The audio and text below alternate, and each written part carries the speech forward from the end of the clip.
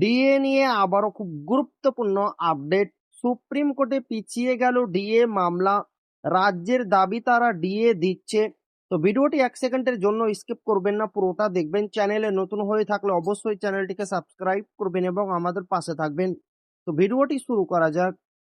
Supreme কোর্টে পিছিয়ে গেল ডিএ মামলার শুনানি। আগামী 6 মে মামলার শুনানি হবে বলে জানানো হয়েছে শীর্ষ আদালতের পক্ষ থেকে। এদিন মামলাকারীদের পক্ষ থেকে অভিযোগ তোলা হয় যে সব সরকারি কর্মচারী এখনো ডিএ পাচ্ছেন না। এই অভিযোগ প্রসঙ্গে বিচারপতি পি কে মিশ্র বলেন, ডিএ দেওয়ার প্রক্রিয়া যে শুরু হয়েছে তা স্পষ্ট বোঝা যাচ্ছে। তবে যদিও কোনো খামতি থেকে থাকে, তবে মামলাকারীদের সরাসরি আদালতে না এসে প্রথমে সুপ্রিম কোর্ট নিযুক্ত কমিটির কাছে আবেদন করতে হবে।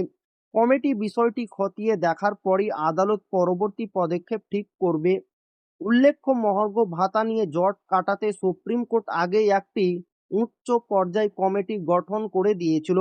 বকেয়া ডিএর 25% চলতি এপ্রিল মাসের মধ্যে মিটিয়ে দেওয়ার নির্দেশ দিয়েছিল শীর্ষ আদালত।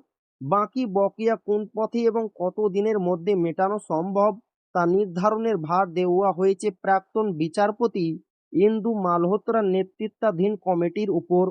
এদিন রাজ্য সরকারের পক্ষ থেকে সিবাল জানান, রাজ্য সরকার ওই কমিটির নির্দেশ অনুযায়ী কাজ শুরু করেছে।